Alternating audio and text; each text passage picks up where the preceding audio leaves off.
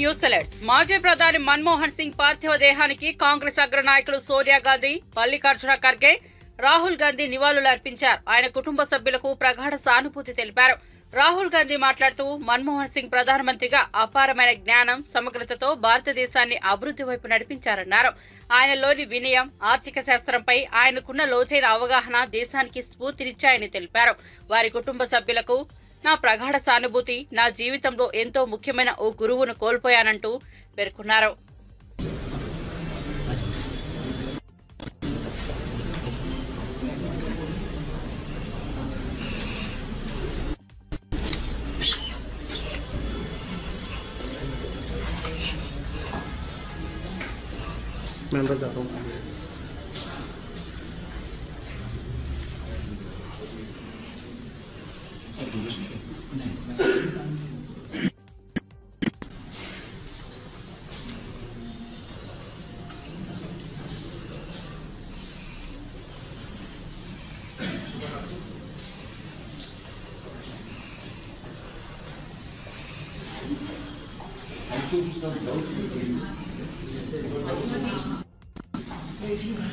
फिर अंदर नहीं आ पाऊंगा मैं,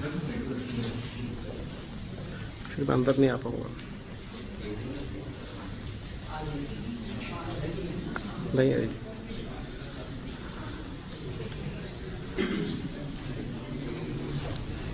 चलो बात करो। फोन पे कौन? अपनी अपनी नहीं, फोन पे कौन? अपनी फोन पे रिकॉर्ड कौन कर रहा है यहाँ पे? वो है ना अपने। निकल जाना है, दबा देना। हाँ, तो ना उसको अंदर ले लीजिए फोन पे, और उसको रिलीज के लिए नहीं देना है।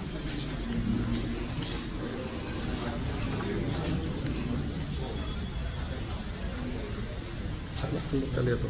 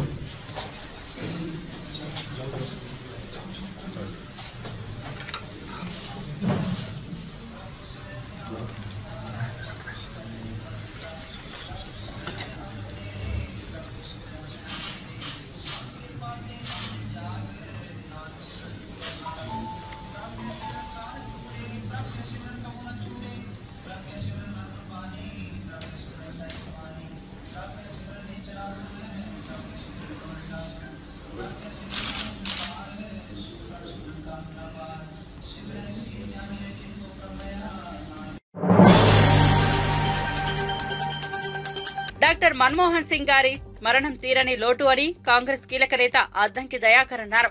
ప్రపంచ ఆర్థిక రాజనీతిజ్ఞుడు, భారతదేశాన్ని క్లిష్ట పరిస్థితుల్లో కాపాడిన నేత అని, తెలంగాణ ఉద్యమాన్ని గౌరవించిన వ్యక్తి డాక్టర్ మన్మోహన్ సింగ్ అని ఆయన సేవలను కొనియాడారు. మన్మోహన్ సింగ్ ఆత్మకు శాంతి కలగాలని కోరుకుంటూ వారి కుటుంబానికి టీపీసీసీ ప్రధాన కార్యదర్శి అద్దంకి దయాకర్ ప్రగాఢ సానుభూతిని తెలియజేశారు. డాక్టర్ మన్మోహన్ సింగ్ గారు పరమపదించడం అనేది దేశానికి తీరని లోటు. ప్రత్యేకించి కాంగ్రెస్ పార్టీకి రాజ్యాంగ రాజకీయాలు చేసే వ్యక్తిత్వం ఉన్న ప్రతి నాయకునికి ఒక తీరని లోటుగా నేను భావిస్తున్నా. ప్రపంచ ఆర్థిక మేధావిగానే కాకుండా ఈ దేశపు ఆర్థిక సంస్కరణలను తీసుకొచ్చి దేశం యొక్క ఆర్థిక స్థితిగతుల్ని మెరుగుపరిచిన ఒక రాజనీతిజ్ఞుడు, అన్నిటికంటే ముఖ్యంగా ఒక శాంతి కాముకుడు. భారతదేశ మహాత్మా గాంధీ నాయకుడు ఏఐసిసికి అయిన రోజునే తను పరమపదించడం అనేది సింబాలిక్గా వారిద్దరిని గుర్తు చేసుకోవడానికి కారణమైనప్పటికీ కూడా అదే స్ఫూర్తితో రాజకీయాలను నేర్పిన ఒక మహానేత. సరళీకృత ఆర్థిక విధానాలు మధ్యతరగతి, దిగువ మధ్యతరగతి, పేదలకు ఎంతో మేలు చేసిన సంస్కరణలుగా ప్రపంచ ఖ్యాతిని ఆర్జించినవి. అలాంటి ఆర్థిక సంస్థలకు మూలమైన మన్మోహన్ సింగ్ గారు మన మధ్య లేకపోవడం అనేది చాలా విచారకరం. ప్రత్యేకించి వారి కుటుంబానికి నా ప్రగాఢ సానుభూతి, వారి ఆత్మకు శాంతి చేకూరాలని చెప్పి నేను కోరుకుంటున్నాను.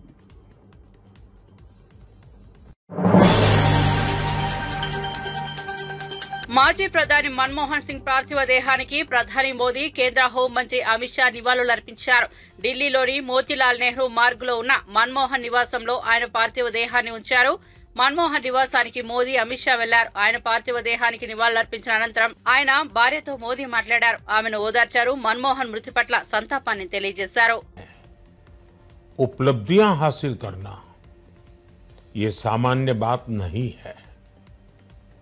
अभावों और संघर्षों से ऊपर उठकर कैसे ऊंचाइयों को हासिल किया जा सकता है, उनका जीवन ये सीख भावी पीढ़ी को देता रहेगा।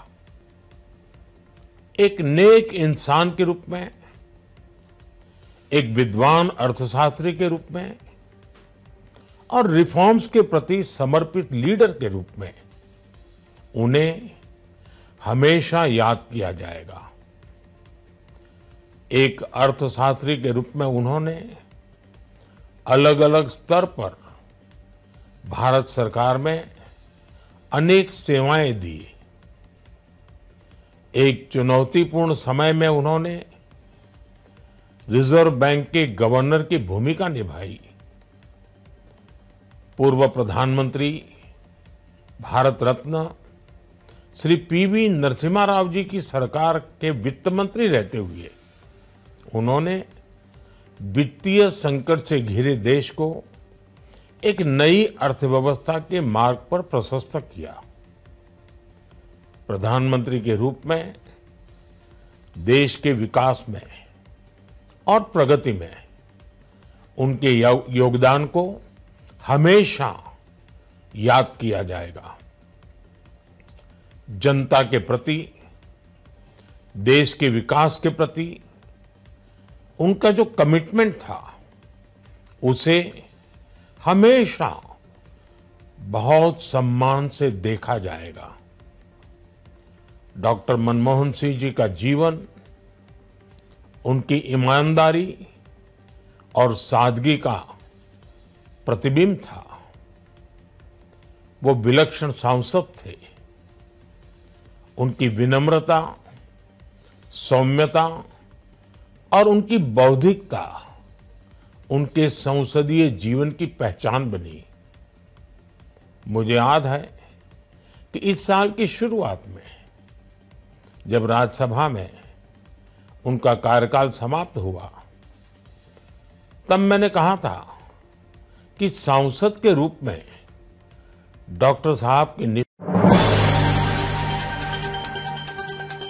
ఆంధ్రప్రదేశ్లో కొత్తగా అధికారంలోకి వచ్చిన కూటమి ప్రభుత్వం పెంచిన విద్యుత్ ఛార్జీలను వెంటనే రద్దు చేయాలంటూ వైసీపీ రాష్ట్ర వ్యాప్త ఆందోళనకు పిలుపునిచ్చింది. ఉచిత విద్యుత్ పేరు చెప్పుకుని అధికారంలోకి వచ్చిన చంద్రబాబు ప్రభుత్వం ప్రజలపై అదనపు భారాన్ని మోపుతోందని వైఎస్సార్ కాంగ్రెస్ పార్టీ తీవ్ర ఆరోపణలు చేసింది. విద్యుత్ ఛార్జీల పెంపు కారణంగా ప్రజలపై 15,000 కోట్ల అదనపు భారం పడిందని వైసీపీ ఆరోపించింది. ఈ నిర్ణయాన్ని వెనక్కు తీసుకోవాలని డిమాండ్ చేసింది. మాజీ మంత్రి రోజా చంద్రబాబు ప్రభుత్వంపై మండిపడ్డారు. ప్రజలపై భారం మోపుతూ అంత ఖర్చు పెట్టి స్పెషల్ ఫ్లైట్ లో తిరిగే హక్కు మీకు ఎవరిచ్చారని విమర్శలు గుప్పించారు. మరి ఎందుకు ఇవన్నీ పెంచుతున్నారు? ఒక అమ్మఒడి ఇవ్వలేడు, ఫీజు రియంబర్స్మెంట్ ఇవ్వలేడు, రైతు భరోసా ఇవ్వలేడు, విద్యా దీవెన ఇవ్వలేడు, వసతి దీవెన ఇవ్వలేడు, 0 వడ్డీకి రుణాలు ఇవ్వలేడు.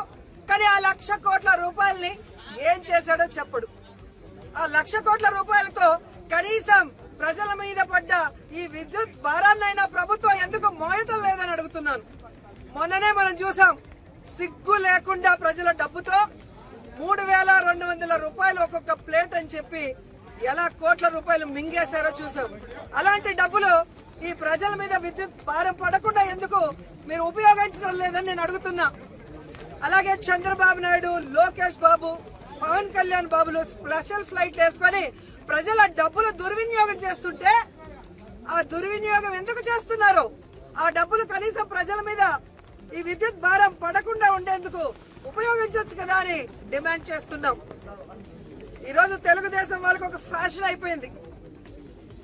ఒక రేప్ జరిగినా, ఒక విద్యుత్ ఛార్జీలు పెరిగినా, ఒక నిత్యావసర ధరలు పెరిగినా, లేదా ఏది జరిగినా రాష్ట్రంలో జగన్మోహన్ రెడ్డి గారి వల్లే జరిగింది అని చెప్పడం ఫ్యాషన్ అయిపోయింది. అసలు అధికారంలో ముఖ్యమంత్రిగా ఉన్నది జగన్మోహన్ రెడ్డి గారా చంద్రబాబు నాయుడు గారా అని నేను అడుగుతున్నాను. ఈ రోజు మీరు చూస్తే ఏ విధంగా చంద్రబాబు నాయుడు పార్టీలో 164 మంది ఉన్నామని చెప్పుకుంటున్నారు కూటమి ప్రభుత్వం.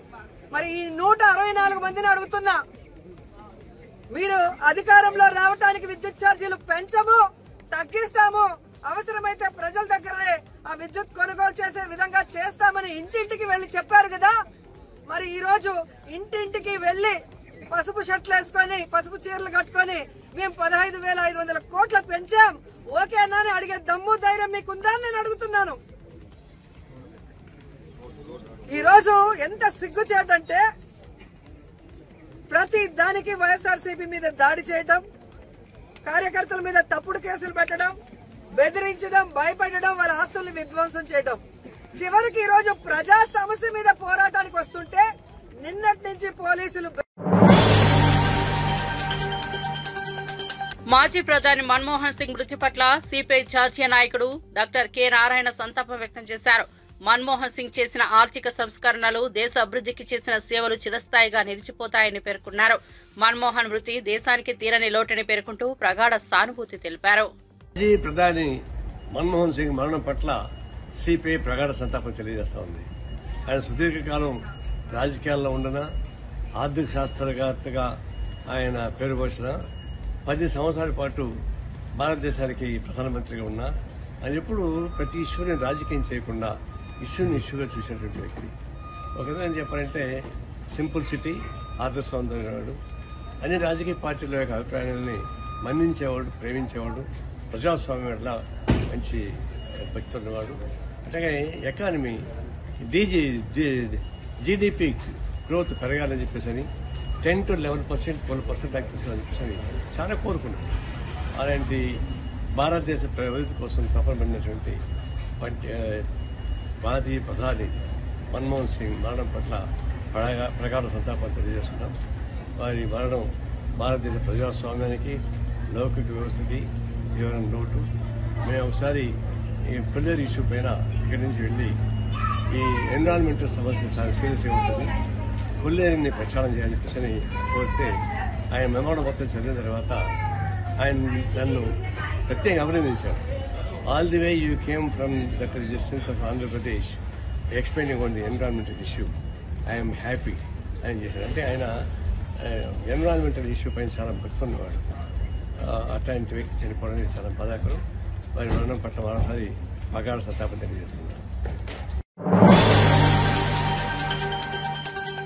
తమిళనాడులో ప్రస్తుతం అధికారంలో ఉన్న డీఎంకే సర్కార్ను గద్దెదించాలని కోరుతూ బీజేపీ రాష్ట్ర అధ్యక్షుడు దీక్ష పూనిన విషయం అందరికీ తెలిసిందే. ఈ క్రమంలోనే అన్నామలై తన మొక్కు చెల్లించుకున్నారు. ముఖ్యంగా షర్టు లేకుండా లుంగీ మాత్రమే ధరించిన ఆయన కొరడాతో తనను తాను 6 సార్లు కొట్టుకున్నారు. ఆపై 2 రోజుల పాటు ఉపవాస దీక్ష పాటించి రాష్ట్రంలో ఉన్న 6 మురుగన్ గుడులను దర్శించుకోబోతున్నారు. ఇటీవలే చెన్నైలోని అన్నా యూనివర్సిటీలో జరిగిన అత్యాచార ఘటనపై తీవ్ర స్థాయిలో ఆగ్రహం వ్యక్తం చేసిన ఈయన రాష్ట్రంలోని చెడు అంతా మాయమైపోవాలని ఈ దీక్ష తీసుకున్నానని తెలిపారు.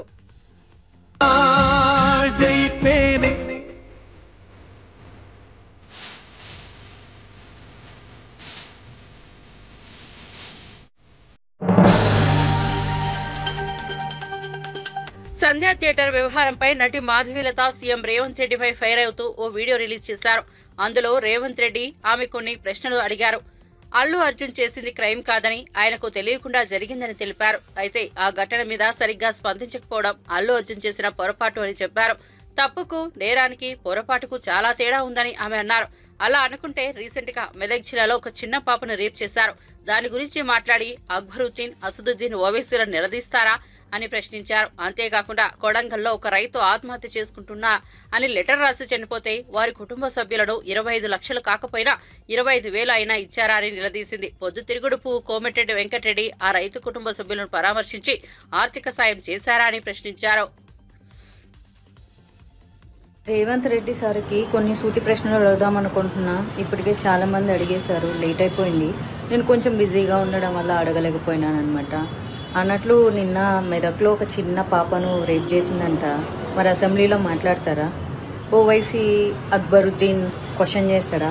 పసిపిల్ల, ఆడబిడ్డ, ప్రాణం, పాపం, అయ్యో అబ్బాస్ తప్పు చేశాడు, శిక్ష విధించండి, దీని మీద మీరేమంటారు రేవంత్ రెడ్డి జీ అని అడుగుతాడా? అన్నట్లు కొడంగల్లో ఒక రైతు ఆత్మహత్య చేసుకొని దానికి కారణం సీఎం రేవంత్ రెడ్డి వాళ్ళ కుటుంబ సభ్యులు అని చెప్పి లేఖ రాసిపెట్టి మరీ సూసైడ్ చేసుకున్నాడంట. వాళ్ళ కుటుంబానికి 25 లక్షలు ఇచ్చిండ్రా? కొన్ని 25,000 ఎవరైనా ఇచ్చిండ్రా? ఆయన ఎవరో కోమటిరెడ్డి వెంకటరెడ్డి అంట, ఆయన పేరు పొద్దుతిరుగుడు పువ్వు అంట, ఎట్ట తిరుగుతాడంట.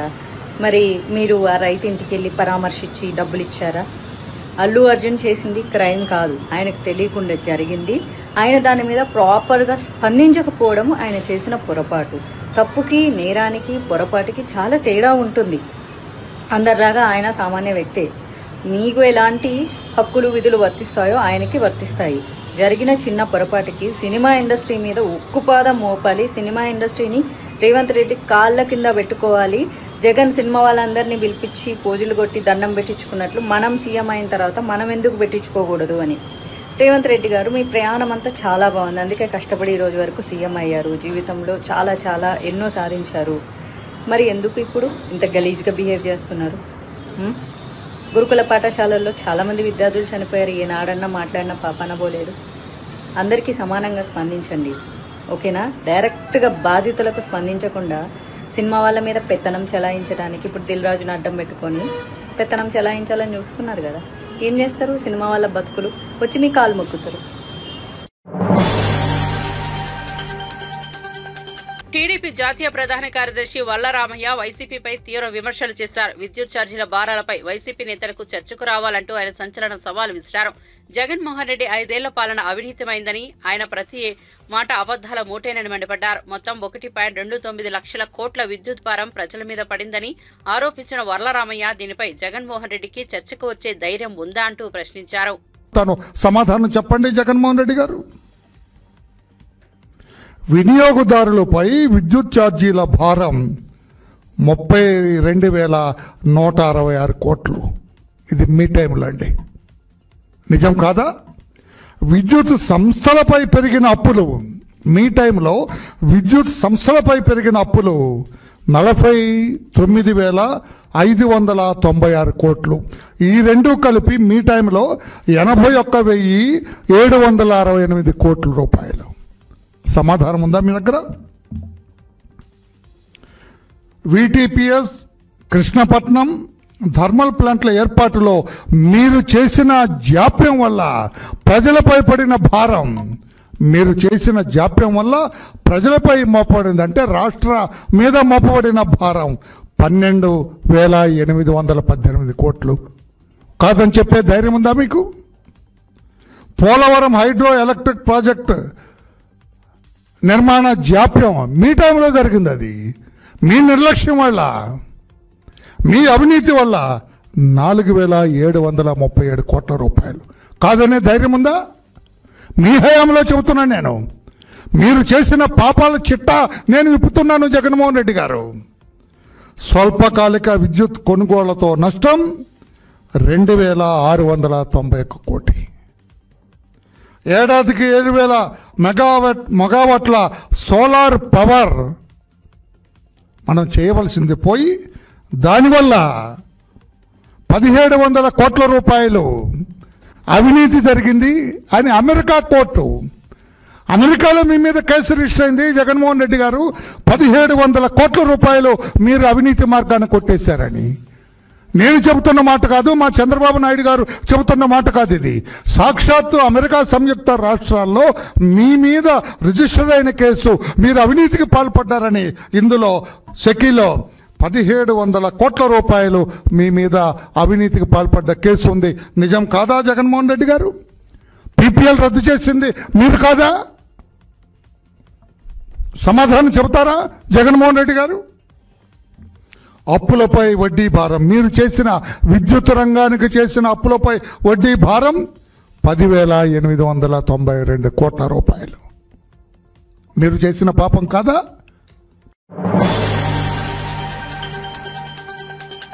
శ్రీశైలం మల్లికార్జున స్వామి సేవలో తెలంగాణ మంత్రి కొండా సురేఖ పాల్గొన్నారు. శుక్రవారం తెల్లవారుజామున స్వామివారిని దర్శించుకుని ప్రత్యేక పూజలు చేశారు. దర్శనం అనంతరం ఆమె మాట్లాడుతూ తెలంగాణ భక్తులకు తిరుమలలో ప్రాధాన్యత ఇవ్వాలన్నారు. తెలంగాణ భక్తుల విన్నపాలపై ఏపీ ప్రభుత్వం తమ విజ్ఞప్తిని పరిష్కరిస్తుందని ఆశిస్తున్నానని చెప్పారు. తిరుమల తిరుపతి దేవస్థానం తరఫున తెలంగాణలో ధర్మ ప్రచార నిధులను కేటాయించాలని కోరారు. గత ప్రభుత్వం పాటించిన విధానాలని ప్రస్తుతం కూటమి ప్రభుత్వం కూడా అమలు చేయాలని కొండా సురేఖ కోరారు. స్వామివారిని దర్శించుకోవడానికి ఇక్కడికి రావడం జరిగింది. తరచుగా ఇక్కడికి వస్తూ ఉంటాము. మరి మాకు ఇక ఈ అమ్మవారైనా ఈ స్వామివారైనా కూడా ఒక నమ్మకము, ఇక్కడ ఏదైనా మొక్కుకుంటే జరుగుతుంది అనేటువంటి ఒక విశ్వాసము. మరి నా కూతురు తన కొడుకు పుట్టితే వస్తానని చెప్పి మొక్కుకున్నది.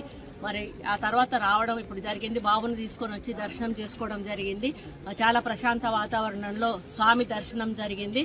మరి స్వామివారి దయ వలన మరి ప్రశాంతమైన వాతావరణంలో ఆంధ్ర తెలంగాణ రాష్ట్రాలు రెండు కూడా సుభిక్షంగా ఉండాలని, రైతులు కూడా సంతోషంగా ఉండాలని, మంచి పంటలు పండాలని, మంచి ప్రభుత్వాన్ని బలాన్ని, స్థైర్యాన్ని, ధైర్యాన్ని, మరి ఆర్థిక బలాన్ని కూడా ఇచ్చి ముందుకు నడిపించాలని స్వామివారిని వేడుకుంటా ఉన్నాను. మా దురదృష్టం ఏంటంటే అంతకుముందు మా తెలంగాణలో అంతా కలిసినప్పుడు మాకుండేది గుడి. మేము శ్రీశైలం గుడిని విడిపోవడం వలన కోల్పోయినా కూడా మాకు ఈ భక్తి అయితే మాకు ఎప్పుడు కూడా ఉంటుంది. కాకపోతే మాకు కొంత ఇబ్బందికరమైన వాతావరణం ఎక్కడుందంటే తిరుమల తిరుపతి దేవస్థానం నుండి మా తెలంగాణ నుంచి వచ్చేటువంటి భక్తులు కొంత గత గవర్నమెంట్ నుంచి నిర్లక్ష్యానికి గురి కాబడతా ఉన్నారు. ఆ విషయంలో మేము ఇప్పుడు ప్రస్తుత గవర్నమెంట్తో మంతనాలు జరుపుతూ ఉన్నాము. గతంలో తెలుగుదేశం ప్రభుత్వం ఉన్నప్పుడు, అధికారంలో ఉన్నప్పుడు ఏ విధంగా అయితే కొన్ని పద్ధతులు, నియమాలు పాటించేవాళ్ళు అదే పద్ధతిలో మా ప్రభుత్వానికి కూడా వారు ఇవ్వాలని వారికి మేము రిప్రజెంటేషన్ కూడా ఇవ్వడం జరిగింది. ముఖ్యమంత్రి గారు కూడా ఈ రాష్ట్ర ముఖ్యమంత్రి గారితో కూడా మాట్లాడడం జరిగింది. వారు కూడా ఒక పాజిటివ్ వేలో మేమందరం కూడా చర్చించుకొని మొన్ననే వాళ్ళ కమిటీ కూడా వేయడం జరిగింది. కాబట్టి కమిటీలో నిర్ణయించుకొని మరి తెలంగాణకు నుంచి అధిక భక్తులు వస్తారు, అధిక రాబడి కూడా వస్తుంది. మరి గతంలో మాకు అక్కడి నుంచి కళ్యాణ మండపాలు కానీ, గుళ్ళ డెవలప్మెంట్ల కోసం కానీ, కాలనీ గుళ్ళ కోసం కానీ మాకు చాలా నిధులు వచ్చేవి. మరి అదే విధంగా మళ్ళీ అక్కడి నుంచి మాకు నిధులు రావాలని కూడా వారిని కోరుతూ, ఎందుకంటే తెలంగాణలో చాలా గుళ్ళు ఎక్కువగా ఉన్నాయి, మరి ప్రాచీనమైనటువంటి గుళ్ళు కూడా చాలా ఎక్కువగా ఉన్నాయి. కళ్యాణ మండపాలు గ్రామాన కూడా అడుగుతా ఉన్నారు. కాబట్టి టీటీడీ వారు తలుచుకుంటే ఇవన్నీ కూడా జరిగే అవకాశం ఉంటుంది. కాబట్టి వారు తప్పకుండా ఒప్పుకొని మా తెలంగాణకు ఒక ప్రత్యేకమైనటువంటి మరి నమ్మకాన్ని కలిగించి మా మీద ఒక ప్రత్యేక దృష్టి సారిస్తారని ఆశిస్తూ, మరి స్వామివారికి దర్శనం చాలా బాగా అయింది. మళ్ళీ వారు మమ్మల్ని త్వరలోనే రప్పించుకొచ్చారని ఆశిస్తూ సెలవు తీసుకుంటారు. భారత badminton star PV Sindhu Tirumala శ్రీవారిని దర్శించుకున్నారు. ఉదయం స్వామివారి సేవలో ఆమె భర్త వెంకట దత్తసాయితో కలిసి పాల్గొన్నారు. తిరుమలేశ్వరుడు దర్శనం అనంతరం వారికి వేద పండితులు ఆశీర్వాదాలు అందజేశారు.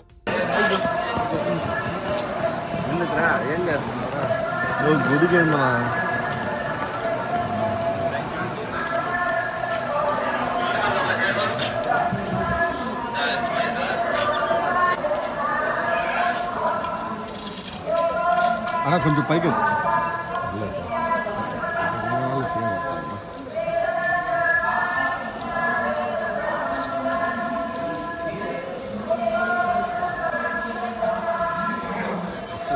గేట్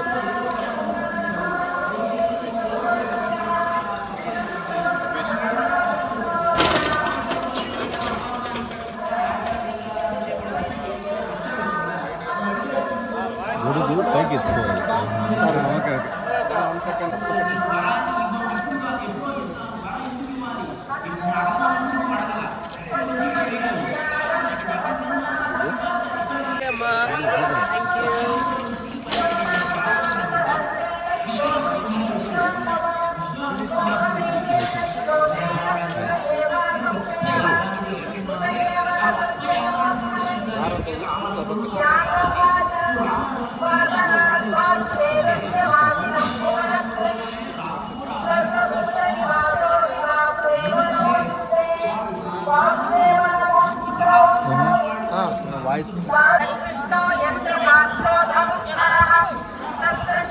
ఇవాళ వచ్చి స్వామివారి ఆశీస్సులు తీసుకుందామని వచ్చానండి. పెళ్ళయింది, సో పెళ్ళైన వెంటనే ఇక్కడికి వచ్చి దర్శనం చేసుకుందామని వచ్చాము. చాలా బాగా జరిగింది. అండ్ తప్పకుండా మళ్ళీ మళ్ళీ వస్తాను. ఎవ్రీ ఇయర్ వస్తూ ఉంటాను, మధ్యలో కూడా వస్తూ ఉంటాము. సో ఈసారి మా హస్బెండ్తో వచ్చాను. సో ఇంకా ఎన్నోసార్లు వస్తూ ఉంటాను. దేవుడు ఆశీస్సులు ఎప్పుడు ఉండాలని నేను కోరుకుంటున్నాను.